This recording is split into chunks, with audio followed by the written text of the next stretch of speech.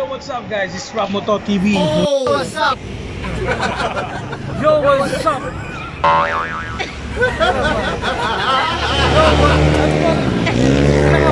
Yo, what's up? Welcome to our vlog. This is Rap Moto TV. Hey!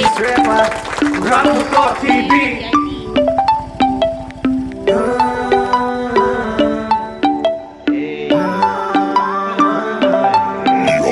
Ang lugar sa Bulacan, atin ang pasyalan. Tuklasin at alamin, magbigay kaalaman. Sa nais na magtungo kayo ay hahandugan. Mga detalye at lugar, ito'y aming pupunta. Kaya halika na samahan nyo kami.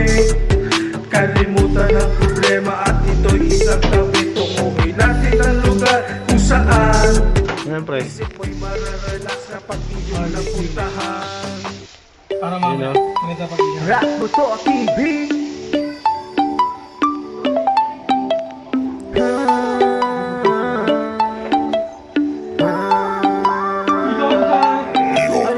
At ibuti natin ang ganda ng Bulacan mula sa may kawayan hanggang sa San Miguel na yan. Ating ipakita ang yaman ng Bulacan, iba't ibang lugar. I-rap moto natin yan, sabay-sabay lakbayin at ating alamin. Bayan-bayan sa Bulacan, sabay. So guys, nga pala, good to see you here right now.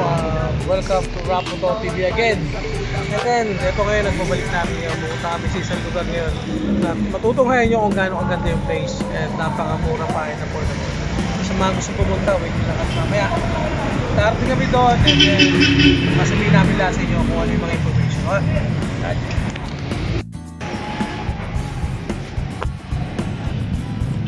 Ano po sila guys, mga karap mo to. Si Marperdi. Nasa OSAFE kami ngayon. Ayan, mga binili nila. Mga manginginom talaga itong mga kasama namin. Ito na si Baka Mami, palabas na. Oy, Baka Mami yan. Baka Mami yan. Ayun o. Ano mga binili nyo, Mami? Ano mga binili nyo? Saka chichirya. Tanong ang tao ka ginagawa, nagtihako rin pa tanong ka ginagawa naman. Sa ano, balay nyo Sakto ba ang butane dito? Sakto? Ayan guys ha.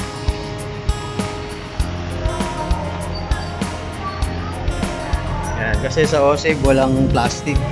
So ang ginawa namin, meron kaming dalang bag ng Maggi Magic Sarap. Siyempre wala nang iba, Maggi Magic Sarap. Gawa ng Nestle yan.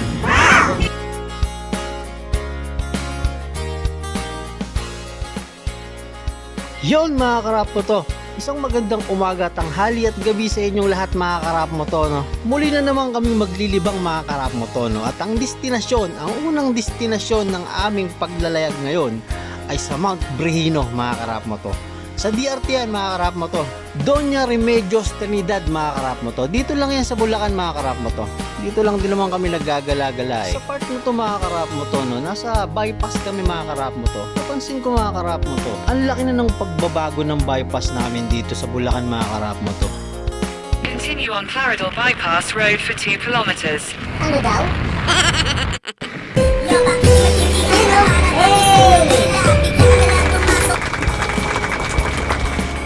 Yun lang mga karap mo to, no?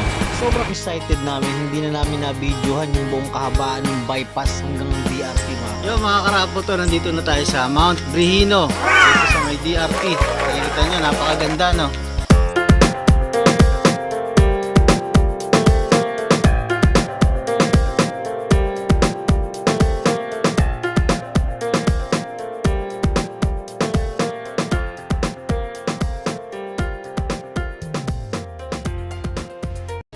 Tapos guys, tatanong natin sa loob kung magkano yung ubo o yung cabin nila, may mga cabin din dyan. Tapos tatanong natin kung magkano yung entrance, malalaman natin lahat yon. Tara, pasok tayo. Yo guys, so andito na nga pala tayo sa Mount Brehino. Ito yung pinaka-drop point nila rito sa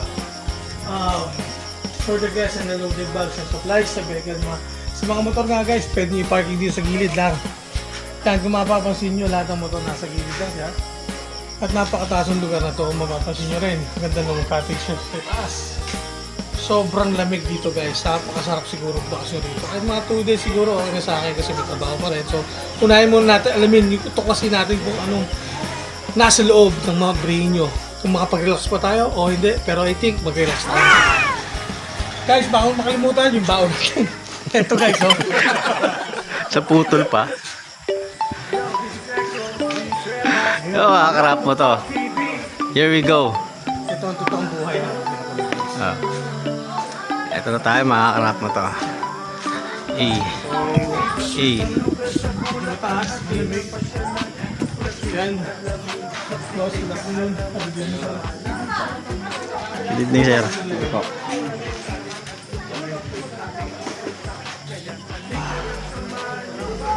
Ay, sorry. Meron din palang kainan dito, mga karap mo to. Meron din inuman.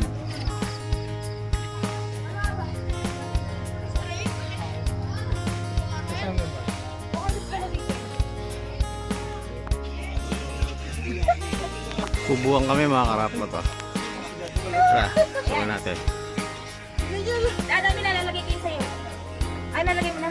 Ano ba yung ba't ganyan yung ano mo dapat yan sa mountain? Talaga. Ito yung pinaka-room niya.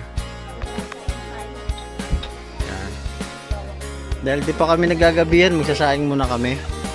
O nga pala, pwedeng buksan yung bintana. Ayan o guys, yung bintana. From here, makikita mo yung pool. Makikita mo yung pool. Yung mga karap mo to. Relax muna tayo sa araw na to. Okay. Welcome tayo. First, mga karap mo to. Yo, Salam ka. namiss ko si Marty. She's birthday sa Pero sulit naman. Worth May it naman kanin pala kahit yung sasaing na lang, no? gutom namin kasi magkakasama kami, masaya. Guys, isa pa nga pala, dito sa Mount Breño, kailangan good condition din yung motor nyo kasi medyo matarik yung Hayatin. hayatin. So, kailangan yung preno nyo ayos kasi mahirap na baka mamaya. Start yung ano nyo, delikado. Pero good yung, ganda yung daan. Maganda yung daan. Ganyan. Kasi Maganda rin yung lugar. bago dumating dito, pre, na. So, tarik nun. Sobrang tarik nun, men. Tumatawag yung kasama namin na susunod dito. So, mamaya na ulit. Kain mo tayo para ano? Nasa may tubig, ayan. Bahala ng sekretary ko dun. 200 yan. Hindi ano lang yan, 60 lang yan, may deposit na lang na 1 Kaya huwag Susunod yung ko mapasagin. mag-uwi. Kami mag-uwi sa inyo. Ayos na pa. Kaya paano pag daw galing sa nagdala sa akin?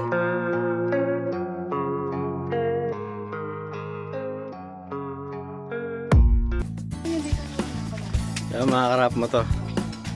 Ganyan kasi pag si Boss Ekro. Siyempre, gusto mag-asawa eh. Dati, no. Ano guys? Ganun ba? Tuntuin mo mga Pupuntahan ko si paring Ekro kasi maghihiwa daw siya eh. Pre, Uy! asan yung mga nahiwa mo? Eto, binabalatan ko na yung... Akin ng kutsilyo. Naghihiwa ka pala dyan ha.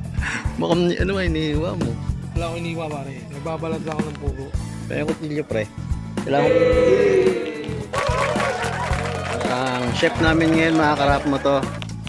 Si Ambal. Siya ang aming chef ngayon. Yo, what's up?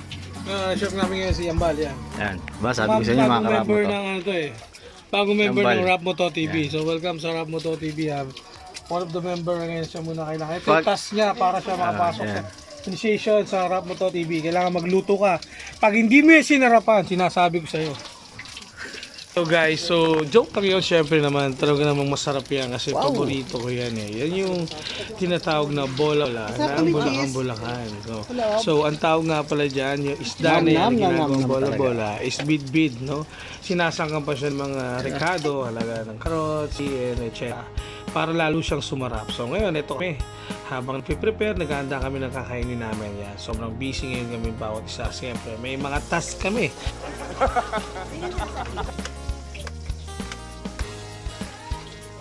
Guys, yan yung electric fan na makikita nyo. Yun. Testing. Check. With Boss Chris. Yan. Medyo ipak ng konti ng vape. Konti relax. At umupos ng tama. Nag-iisip siguro yan kung paano gagawin yung diskarte. Pero alam ko, parang pinagpaplanuhan niya si Grace eh. Bago pag matutulog na. Paprank niya yan eh. Pero I don't think so, pero Wow naman. hindi natin Wow. malalaman natin yan mamaya. Kasi, tsaka yan, mayroong mga naisip na mga pakuluyan mamaya. Paglabas natin, after natin na kain. So, ayan, balik tayo dito sa niluto. At, mukhang busy talaga ang lahat. Lalo yung nakaasul na sombrero. Ano ba yan? Masyadong busy ka dyan. Ha? Uy, grabe naman yung subo ni Grace na yun. Para bang ano yun pang marapan. Yan, ang sarap ng uyan nakasul na sombrero na yun So guys, yung makikita nyo nakasul na sombrero yun, napakasipag niyan. Wala isipin kundi kabutihan ng kanyang kapwa. So, habang siya naghihiwa ng mga sibuyas para sa ihawin lang yung bangus. Yan. Siyempre, yung bago recruit namin ng Raputo TV. Siyempre, si Miss Ambal. Yan, nakita nyo naman. At habang naghihiwa ako at kinukunan niya ako ng video, ay wala pa rin akong tigil sa pagkain at pagmuya. Medyo minamalat na guys kasi galing kami nga pala sa concert ng aming bagong concierto. Secret na saan namin yung malalaman pag nabuo na namin yung story na to. Anyway, yan, malapit na mainis yung sinaing pero may nilabas silang pagkain ulit. So, kailangan kumain ulit. Yan, nakita nyo. So, guys, kailangan natin ng sound kasi medyo naiinip na ata. So, pinuha namin yung rice cooker, hindi pa pala luto. Akala ko luto na. So, ayan, binaliktad niya na yung big na bola-bola. Paborito ko to, lalo na pag may cheese. Napakasarap. So, ayan. Nagluluto pala si Paring Chris. Ayan.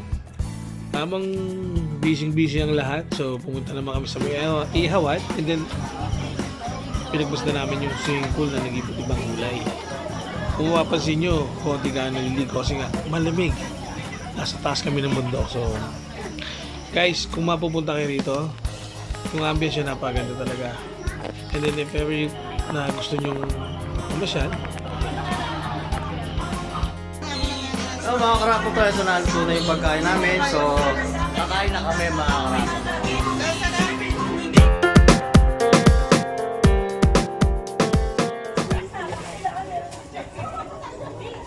Lord, salamat po sa pagkain ito na inyong pinanda para sa amin. At salamat din po at nakarating kami ng maayos sa amin. Patutungan ngayon dito sa Mount Rainier. Mga po yung maging successful at masaya ang bawat sa gabing ito na ibigay mo sa amin. Mga po yung maayos din po ang aming pag-uwi at pag-stay po dito at ang mga mahal namin sa buhay ay pag-ingatan po sa aming araw-araw. Sa pangalan ni Jesus, maraming salamat. Amen.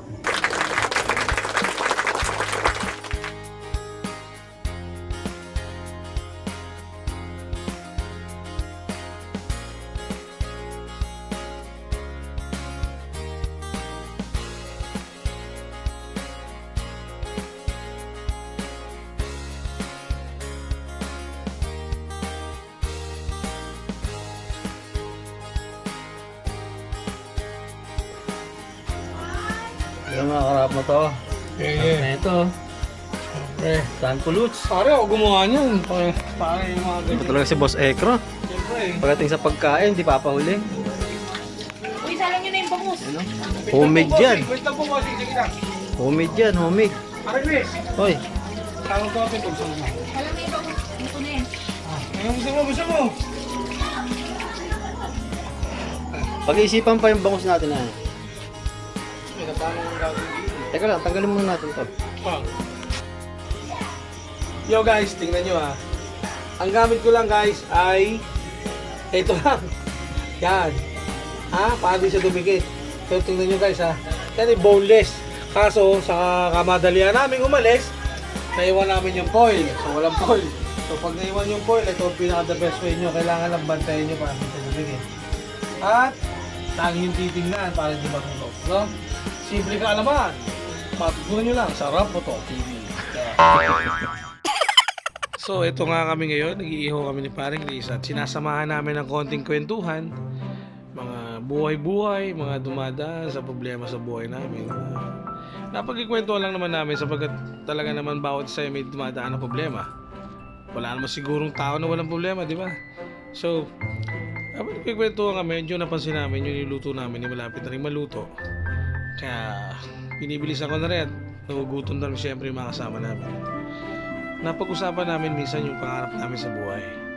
paano namin sisimulan, saan kami magsisimula, o paano kami mag-start nung plano namin sa bawat isa. Naisip namin magnegosyo, pumasok sa ganitong trabaho, mag-try kung mag-abroad or something. Pero inisip namin, importante pa rin yung maging masaya ka. Number 1 yun, kasi pag hindi ka masaya sa lahat ng ginagawa mo, yun ang magiging hadlang sa pag-aseso mo sa buhay. Kaya para sa akin, lagi ko sinasabi sa kanya, nag-uusap ko na. Huwag kang panghinaan kung ano man yung naranasan mo sa buhay, kasi yan, dala yan ng pagsubok. Tandaan mo, pag walang hirap, walang sarap. Kaya lahat ng mga ginagawa mo sa buhay may dahilan. Hindi yan dumating sa'yo kasi ginusto yan. Dumating sa'yo yan kasi para malampasan mo.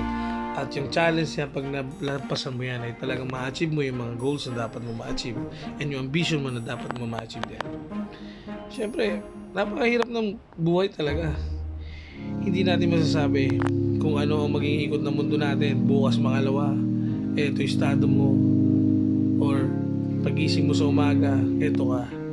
Ay importante meron kang ambisyon o meron kang iniisip na para sa kinabukasan ng kasama mo sa buhay or yung pamilya o yung pamilya. Usapang pamilya, pag-usapang pamilya medyo talagang madibdibin eh, kumbaga seryoso na lahat na nandyan na. Kasi pag-usapang pamilya talagang isipin mo bawat detalye kung ano yung dapat mong pwedeng gawin at pwedeng makabuti sa pamilya mo. Yung challenges, nandyan talaga yan. Kailangan lang huwag kang panghihinaan. Kailangan lang yung laban lang ng laban. Kung ano man yung dumarating sa buhay natin, kailangan natin nagharapin yan. Hindi natin pwedeng takasan yan. Kasi once na takasan natin yan, mas lalong tayong malulubok sa problema. So kailangan natin harapin. So usapang ambisyon, kailangan determinado ka. One thing na meron kang dinisyonan, kailangan pangatawanan mo. Kasi yun yung maglalagay sa'yo sa ayos. Kumbaga doon ka nauhubog lalo sa mga decision mo sa buhay. Kasi sino ba naman ang decision na isang bagay na hindi mo gusto? Siyempre bago mo gagawin yan, ay kailangan sigurado ka at wala kang pagsisiyan sa uli. Dahil walang sisisi sa umpisa. So, sa base sa mga nakikita ko at na-experience ko na rin sa buhay ko, you have to be strong. Kailangan meron ka rin talagang strong personality. Dahil sa buhay, pag mahina ka, walang mangyayari sa'yo. Kaya kailangan kahit anong laban mo sa buhay, kailangan mong harapin. Hindi ka pwedeng panghinaan. Hindi ka pwedeng sumuko. Dahil alam mo may umaasa sa'yo. Siyempre, yung umaasa sa'yo, yung pamilya mo. Kaya kailangan kang maging malakas, masipag, at maging matalino sa bawat desisyon mo sa buhay. Pag pinagsakan ako niyan, tsaka ako ngayon ibibit ng mataas. Hindi ako nagtulog ng mga 5,000. Adik na yun pag gagawin.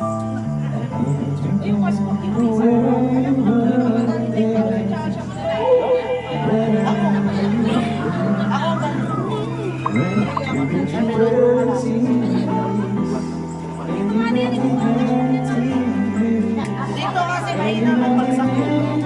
Pero masarap lang ako yan nakakalibak.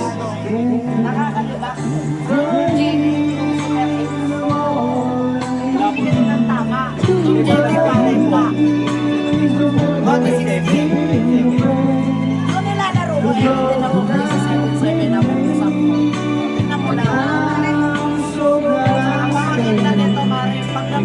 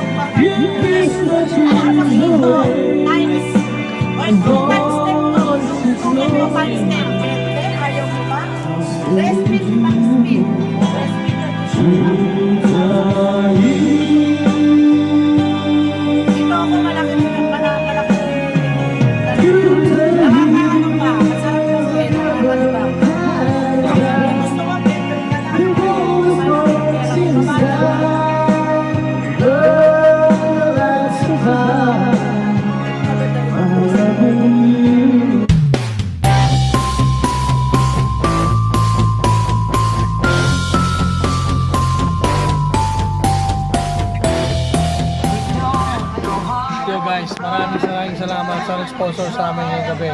Sino? Si Ma'am Jane.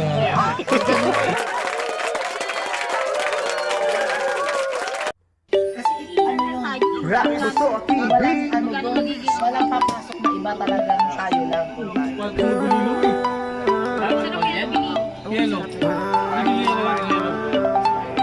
Balikan at ibuti natin ang ganda ng bulakan. Nakita ulit yung dalawa. 1,000 years later. Yun na nga mga karap mo to, no? Hindi ko maipaliwanag yung nangyari ng gabi na yon. Siguro sa sobrang tagal na walang banding na napakasaya. Napakasaya ng banding na yun mga karap mo to, na sobrahan kami sa inom.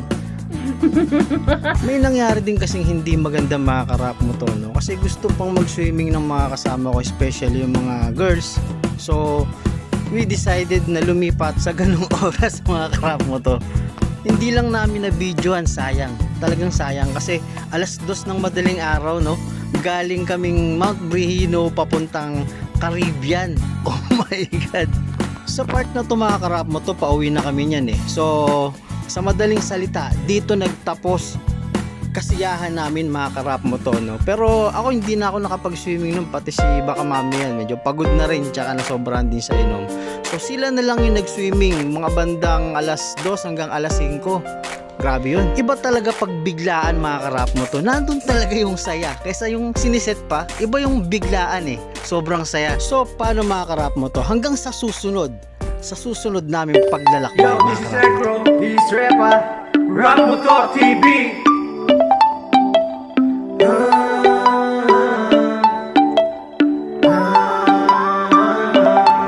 Iba't ibang lugar sa Bulacan, atin ang pasyalan. Tuklasin at alamin, magbigay kaalaman